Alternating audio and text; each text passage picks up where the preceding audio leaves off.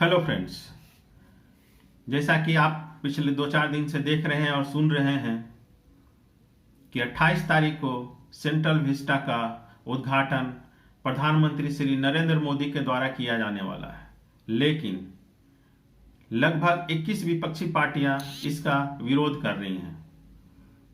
इन पार्टियों का कहना है कि इसका उद्घाटन राष्ट्रपति के द्वारा ही किया जाना चाहिए, क्योंकि देश के संवैधानिक प्रमुख और देश के प्रथम नागरिक राष्ट्रपति ही होते हैं। तो ऐसे में लोकसभा और राज्यसभा का उद्घाटन माननीय राष्ट्रपति के द्वारा ही किया जाना चाहिए, लेकिन सत्ता पक्ष प्रधानमंत्री के हाथों उद्घाटन कराने पर अड़ा हुआ है। इसको लेकर सुप्रीम कोर्ट में भी एक याचिका आज दायर की गई थी, जिसे सुप्रीम कोर्ट ने खारिज कर दी और सुप्रीम कोर्ट ने कहा है कि इस तरह के मामले सुप्रीम कोर्ट में सुनने योग्य नहीं है। अब दिलचस्प बात यह है कि देश की लगभग 21 पार्टियां तो इसका विरोध कर रही हैं और लगभग 25 पार्टियां इसका समर्थन कर रही हैं। विरोध का एक कारण यह भी है कि 28 मई को वीर सावरकर की 125वीं जयंती है, तो कुछ राजनीतिक पार्टियां इस कारण से भी विरोध कर रही हैं। बाकी कुछ पार्टियों का कहना है कि लोकसभा, राज्यसभा और राष्ट्रपति को मिलाकर ही संसद का निर्माण होता है, अर्थात संसद के 3 अंग है, राष्ट्रपति, लोकसभा और राज्यसभा। ऐसे में इसका उद्घाटन राष्ट्रपति से न कराकर प्रधानमंत्री से कराना कहीं भी न्यायोचित नहीं है। विपक्षी दलों का एक और तर्क है कि देश के पहले प्रथम नागरिक राष्ट्रपति ही होते हैं, तो ऐसे में राष्ट्रपति से ही कराना चाहिए।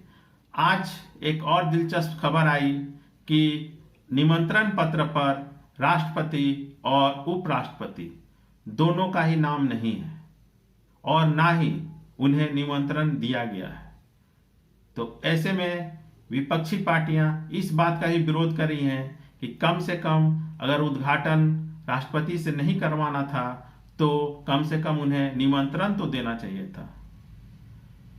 सत्ता पक्ष ने ऐसी ये गलती कर दी है, क्योंकि संसद का निर्माण बिना राष्ट्रपति और उपराष्ट्रपति के नहीं हो सकता है। उपराष्ट्रपति ऊपरी सदन राज्यसभा के सभापति होते हैं, जबकि लोकसभा की और राज्यसभा की कार्रवाई राष्ट्रपति के आदेश पर ही होती है। राष्ट्रपति इसके कार्रवाई के लिए आदेश जारी करता है, वारंट जारी करता है, उसके आदेश पर ही सभापति और लोकसभा अध्यक्ष दोनों सदनों की कार्रवाई शुरू करते हैं। तो ऐसे में राष्ट्रपति और उपराष्ट्रपति को निमंत्रण ना देना कहीं से भी न्यायोचित नहीं लगता है। जबकि सत्ता पक्ष बीजेपी का कहना है कि पूर्व में भी श्रीमती इंदिरा गांधी और राजीव गांधी के द्वारा लोकसभा और संसद के कुछ पटलों का उद्घाटन इनके द्वारा किया जा चुका है। इसके अलावा कांग्रेस की अध्यक्ष सोनिया गांधी के द्वारा भी मणिपुर विधानसभा का उद्घाटन किया गया था। तो सत्ता पक्ष अपने बचाव में कह रहा है कि पूर्व के प्रधानमंत्रियों ने भी इस बातों की अनदेखी की थी। तो क्या ये सोचना या समझना नहीं चाहिए कि जो गलतियां कांग्रेस ने की, या फिर कहें कि बीजेपी ने कांग्रेस की गलतियों के नाम पर वोट प्राप्त कर क्या कांग्रेस की ही गलतियों को बीजेपी दोहराने जा रही है? ये एक सोचनीय बात है, लेकिन इसका जवाब कोई सत्ता पक्ष का आदमी नहीं दे रहा है। अब आने वाले 1-2 दिन में देखना यह दिलचस्प होगा कि सत्ता पक्ष और विपक्ष इस मुद्दे पर क्या अप्रोच लेता है और क्या मूव करता है। क्या विपक्ष मान जाएगा और संसद के उद्घाटन में शामिल होगा या फिर बहिष्कार जारी रखेगा? आइए अब हम बात करते हैं एक दूसरी खबर पर, जो कि मणिपुर की है। मणिपुर में कल विरोधियों ने विदेश राज्य मंत्री के घर पर हमला किया और घर में आग लगा दी। मणिपुर में दिन प्रतिदिन स्थिति खराब होती जा रही है। इसको देखते हुए गृह मंत्री श्री अमित शाह 29 मई को मणिपुर के 3 दिवसीय दौरे पर जा रहे हैं। अब यह देखना दिलचस्प होगा कि आने वाले दिनों पे सरकार मणिपुर में विद्रोहियों के खिलाफ क्या करने जा रही है, क्या कदम उठाती है और जो विद्रोही हैं वो किस तरह से शांति प्रक्रिया में हिस्सा लेते हैं। एक और खबर आ रही है ऑस्ट्रेलिया से। अब आप सोच रहे होंगे कि प्रधानमंत्री मोदी अभी तो कल ही रात को ऑस्ट्रेलिया से लौटे हैं, वो भी डंका बजाकर। तो ऐसे में दूसरी खबर क्या आ सकती है? तो प्रधानमंत्री की यात्रा के समय पूरी दुनिया में मोदी जी का नाम का डंका बजा। ऑस्ट्रेलिया के प्रधानमंत्री ने मोदी जी को बॉस बोलकर संबोधित किया। तो इस बॉस को ऑस्ट्रेलिया के प्रधानमंत्री ने क्या प्रतिफल दिया है, अभी मैं आपको बताता हूं।